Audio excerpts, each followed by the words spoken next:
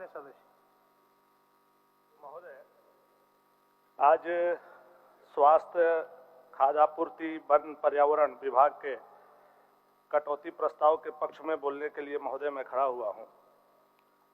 अभी हमसे पहले आदरणीय हम लोगों के बड़े भाई मथुरा दा अपनी बात को रख रहे थे। अब उनकी मजबूरी भी है महोदय, बाध्यता भी है। हम लोग समझ सकते हैं, हम लोगों से काफी सीनियर हैं। मंत्रिमंडल एक खाली रहने का भी चिंता उन्होंने जाहिर किया। सारे आहारता रखने के बाद भी महोदय आज उनको, उनके जैसे व्यक्ति को किनारे करके सरकार रखा है महोदय। और कितना बड़ा पत्थर अपने कलेजा पर रख करके वो बोल रहे होंगे महोदय, हम लोग समझ सकते हैं उनकी पीड़ा को, कि कैसे एक मंत्रालय खाली सरकार ने रखा है, उसके बाद उतने सीनियर विधायक को किनारे करके और जूनियर लोगों को पद देने का काम किया है महोदय। यह सरकार की स्थिति सामने दिखाई देता है महोदय। आदरणीय स्टीफन दादा, आदरणीय लोबिंदा, भानु जी कुछ बोल रहे हैं?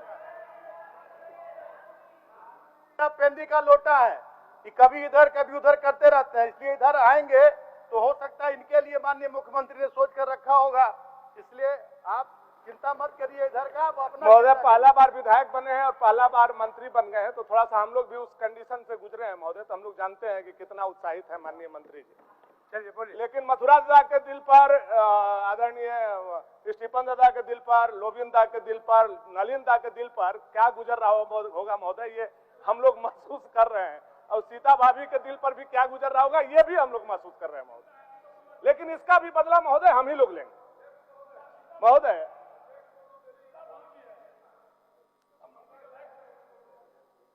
तो कह रहे हैं स्टीफन बाबू इतने सीनियर हैं, लोबिन बाबू इतने सीनियर हैं, रो रहे हैं। जरा भानु जी बताइए, अडानी जी और जोशी जी क्यों बगल में रो रहे हैं, जरा उसका भी जवाब दीजिए हम सबको। महोदय अब प्रदीप दादा के भी पीड़ा आप समझ गए होंगे कि क्यों उठ रहे हैं। अब ये घर के हैं न घाट के हैं, ये बीच में अभी आपके चलते पेंडुलम में डोल रहे हैं महोदय। न वो कांग्रेस में है न जेवीएम में है। बेचारे को ऐसे जगह पर आप लोगों ने लटका दिया है महोदय कि हम उनके बारे में टिप्पणी करना उचित नहीं समझते महोदय। आज जो विषय स्वास्थ्य विभाग के लिए आया है महोदय, स्वास्थ्य विभाग की क्या स्थिति है, मथुरा दादा ने अपने संबोधन में ही सब कुछ कहने का काम किया है। स्वास्थ्य की स्थिति क्या है, कैसे इसका इंफ्रास्ट्रक्चर है और क्या क्या इसमें संभावित सुधार किया जा सकता है। हम लोगों के तरह वो तो नहीं बोल सकते हैं कि ये सरकार निकम्मी है, ये सरकार काम नहीं कर पा रही है, ये सरकार को ये करना चाहिए, क्योंकि वो पक्ष में है महोदय। आज बड़े बड़े आलीशान बिल्डिंग खड़े हैं मंडलों में, प्रखंडों में, और उसमें डॉक्टर नहीं है महोदय, उसमें स्टाफ नहीं है। तो अब पत्थर के दीवार अगर इलाज करते हो महोदय, तो सरकार को मुबारक हो कि पत्थर के दीवार, ईंट के दीवार, सीमेंट के दीवार, छड़ी के दीवार अगर इलाज कर रहे हो, तो ये सरकार को, ये अस्पताल और ये चिकित्सा व्यवस्था मुबारक हो महोदय। यही कहने के लिए हम लोग खड़े हुए हैं महोदय। WHO की जब हम लोग बात करेंगे कि WHO के हिसाब से इस झारखंड प्रदेश में कितने डॉक्टरों का जरूरत है महोदय, तो 7,880 चिकित्सकों का आवश्यकता है महोदय, जिसमें 3500 पद सेंक्शन है महोदय इस झारखंड प्रदेश में। लेकिन जब आप सुनेंगे महोदय कि कितने चिकित्सक कार्यरत हैं, तो आप समझेंगे कि चिकित्सा व्यवस्था का असली स्थिति क्या है। आज मात्र 1800 मात्र चिकित्सक है महोदय, जहां 7,800 होना चाहिए, मात्र 1800 है महोदय। 5,000 चिकित्सकों का अभाव है और ये सरकार वाहवाही लूट रही, हमने ये कर दिया, हमने वो कर दिया, हम वो कर दिए। पुराने सरकार ने जो मेडिकल कॉलेज बनाए हैं महोदय, उस मेडिकल कॉलेज में पढ़ाई किसी तरह से दबाव में आके तो शुरू करा दिया, लेकिन आप पता लगाइए महोदय, कहीं भी ये जो है आपके उसके हेड ऑफ डिपार्टमेंट नहीं अभी तक हो पाए महोदय। कहीं भी कार्यकारी व्यवस्था में सारी चीजें चल रही।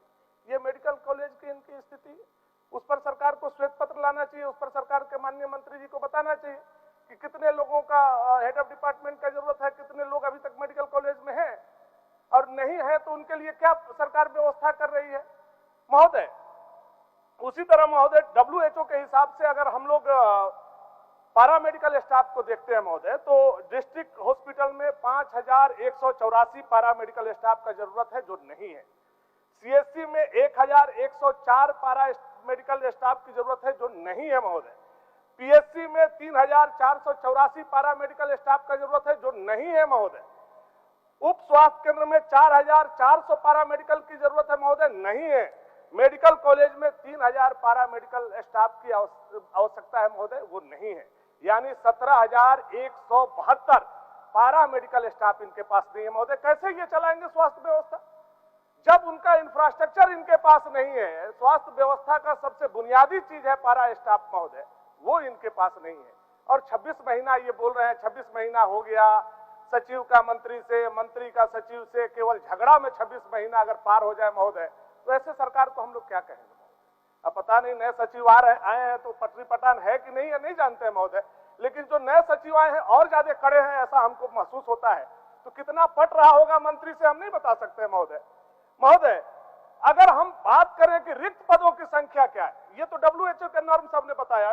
रिक्त पद जो है महोदय, डॉक्टरों का हमने बताने का काम किया, लेकिन अभी लैब टेक्नीशियन 462 लोगों का पोस्ट खाली है।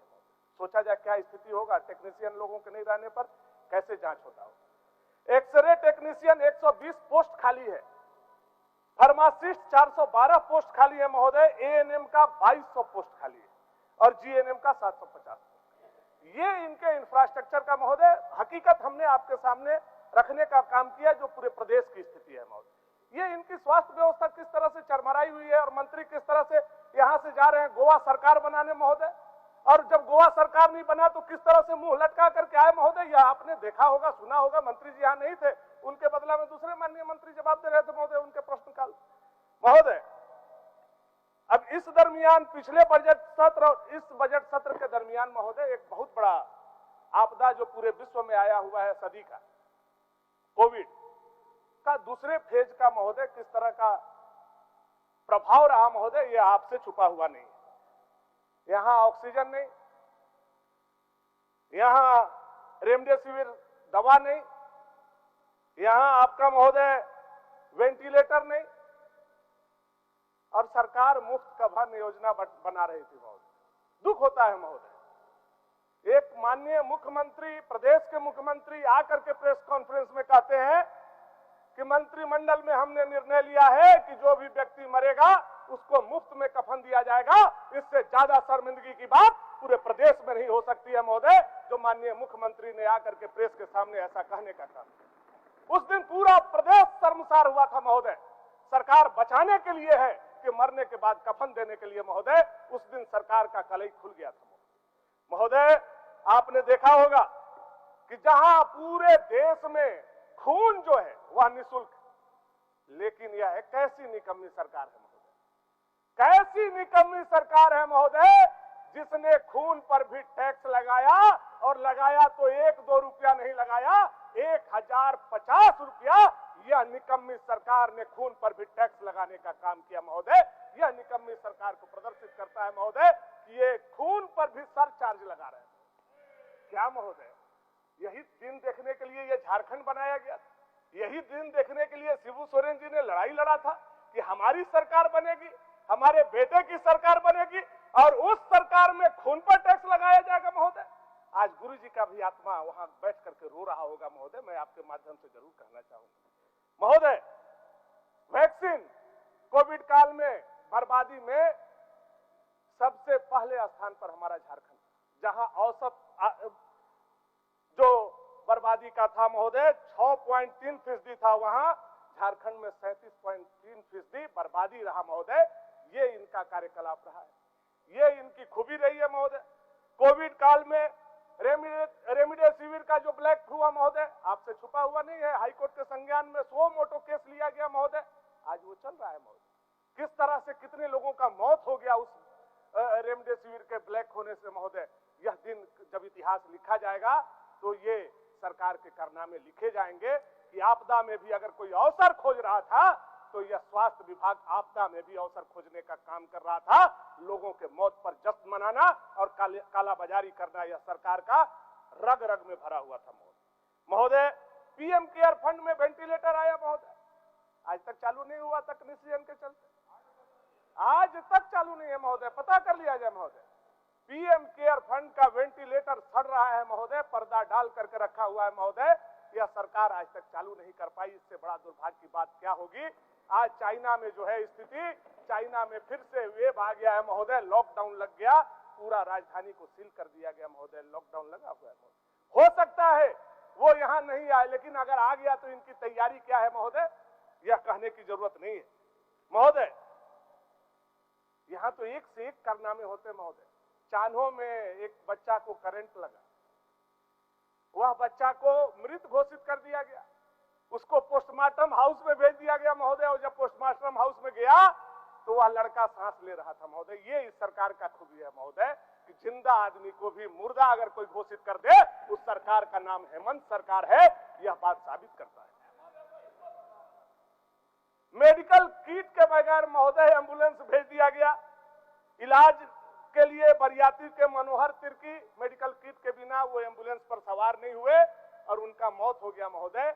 अब सोचिए महोदय, मेडिकल किट के बिना कैसे एम्बुलेंस गया होगा, किसकी जवाबदेही है महोदय, आप समझ सकते हैं महोदय। जब हम कोविड की बात करें तो कोविड की बात हम लोग करेंगे तो हाईकोर्ट ने भी बहुत तल्ख टिप्पणी करने का काम किया है महोदय। मैं कुछ बिंदु, चूंकि हम लोग कहेंगे महोदय तो लोग बोलते हैं कि ये लोग विरोधी हैं इसलिए बोलते हैं, लेकिन हम प्रमाण के साथ आए महोदय कि कोविड काल में किस तरह से इस सरकार के काले कारनामों का पर्दाफाश केवल मीडिया ने ही नहीं महोदय, बल्कि हाईकोर्ट ने भी करने का काम महोदय। ये है राज्य में हेल्थ इमरजेंसी जैसी हालात, ये हमारा टिप्पणी नहीं है महोदय, यह उच्च न्यायालय का टिप्पणी है।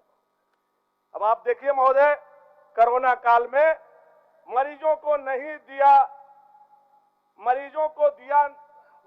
दिया नहीं और बाथरूम गैरेज में बंद कर दिया, बर्बाद कर दी 50 लाख की दवाएं।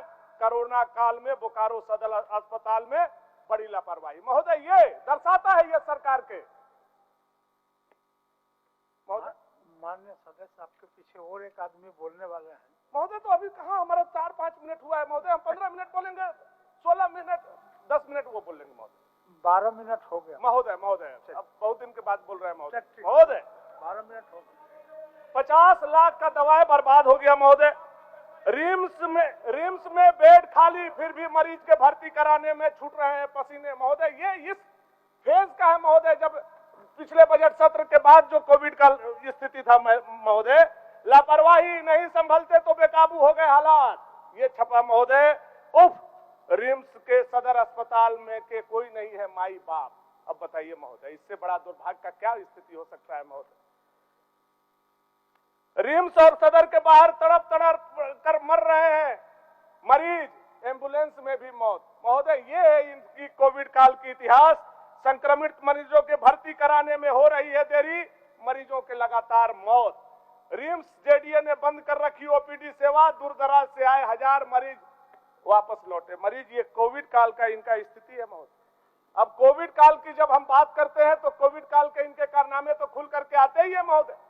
किस तरह से वैक्सीन का बर्बादी किया, किस तरह से पीएम फंड द्वारा आया हुआ वेंटिलेटर का ये लोग फ्रीज करके रखे हुए हैं महोदय। ये इनका पर्दाफाश करने के लिए ये सबूत काफी है महोदय। इनके अलावा जो इनकी सरकार बनने के बाद जो प्रमुख चीजें हैं, अगर ये प्रदेश की जनता के पास जाएगा तो निश्चित तौर पर ये सरकार शर्मसार होगी महोदय। नर्स ने नवजात को लगाया ऑक्सीजन, पर सिलेंडर था खाली, चली गई जान महोदय। इससे बड़ा दुर्भाग्य का कोई घटना हो सकता है क्या। ये ऑक्सीजन का घोटाला हुआ महोदय हजारीबाग में, आपने पढ़ा होगा पेपर में, आप उधर से ही आते होंगे महोदय। और ये बच्चों का जान जो गया महोदय, इसमें क्या यह सरकार दोषी नहीं है महोदय। गढ़वा के प्रसव में आई महिला का अस्पताल से निकाला और जमीन पर सुलाया महोदय। हम नहीं छापते हैं ये पेपर महोदय, ये इस सरकार का पूरा कारनामा को खोलने का काम करता है महोदय। निजी क्लिनिक चलता रहे इसलिए रिम्स में समय से नहीं खरीदते हैं चिकित्सक उपकरण। इससे बड़ा दुर्भाग्य का क्या बात होगा महोदय। निजी क्लिनिक चले, इसके लिए उपकरण रिम्स में नहीं खरीदे जा सकते हैं। यह इस सरकार के नाकामी दर्शाने का बात करती है महोदय कि किस तरह से यह सरकार नाकाम है, किस तरह से चंगुल में फंसा हुआ है आपका रिम्स, जहां की गरीबों के इलाज के लिए इतना बड़ा रिम्स खुला है। बोकारो सदर अस्पताल के बाथरूम में सड़ा दी गई 15 लाख की जेनेरिक दवाई। रिम्स मरीज नहीं मिला स्ट्रेचर तो परिजन एक्सरे कराने के लिए कंधे पर ले गए। महोदय एक एक चीज संवेदनशील है महोदय, कितना दुख होता है महोदय। या झारखंड बनने के बाद इस तरह की स्थिति आज भी इस झारखंड में विद्यमान है महोदय, बहुत दुख होता है महोदय। एम्बुलेंस नहीं मिला, बीमार मां को खाट पर 8 किलोमीटर पैदल चल करके डॉक्टर से कराया इलाज। महोदय क्या है महोदय, 108 जो माननीय रघुबर दास जी और चंद्रवंशी जी के समय में चल रहा था महोदय, ये सरकार उसको भी खटारा करने का काम किया, वो 108 भी नहीं काम कर रहा है। आज गरीबों का, गांव के लोगों का जान जा रहा है महोदय। उसके लिए अगर कोई दोषी है तो यह सरकार दोषी है महोदय, उनके मंत्री दोषी है महोदय। सदर अस्पताल में सिस्टम फेल, गर्भवती महिला के मेन गेट पर स्ट्रेचर मिला न ट्रॉली, पैदल गई वार्ड में जाना पड़ा। महोदय ये दर्शाता है सरकार का। सिमलिया के करमटोली में निर्माणाधीन घर में 10,000 मूल्य की नशीली दवाएं मिली महोदय। सदर अस्पताल में 36 घंटे तक पानी नहीं, 11 गर्भवती महिलाओं को डिलीवरी के लिए भेजा गया रिम्स। नहीं मिला एंटी रेबीज वैक्सीन, कुत्ते के काटने से युवक की मौत। अब बताइए महोदय, ऐसे तो जान ले ही रहे, एंटी रेबीज वैक्सीन के बिना कुत्ता काट दिया और बच्चे का ये मौत हो गया महोदय। इससे बड़ा दुर्भाग्य की स्थिति क्या हो सकती है। अब सरकार के मंत्री किस मुंह से बोलेंगे महोदय, हम नहीं जानते महोदय।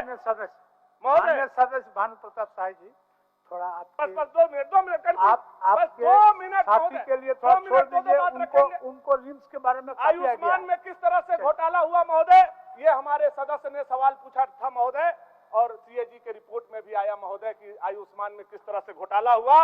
8 करोड़ रुपया का वसूली करना था महोदय, वो भी ये नहीं कर पाए। और मुझे तो लगता है इस घोटाला में ये सरकार भी कहीं न कहीं से मिली भगत है महोदय। 26 नवंबर को मेडिकल जांच के लिए, आप सोचिए महोदय, आप संवेदनशील प्रतिनिधि हैं महोदय, ये स्वास्थ्य विभाग 10 मिनट बढ़ा दीजिए महोदय, 1 घंटा बढ़ा लीजिए। हम सरकार के नाकामी इसलिए गिनवा रहे हैं महोदय कि सरकार संवेदनशील बने। अच्छा फिर महोदय मिलेगा। 26 नवंबर को मेडिकल जांच के लिए एक नाबालिग लड़की आती है, उसका बलात्कार हुआ।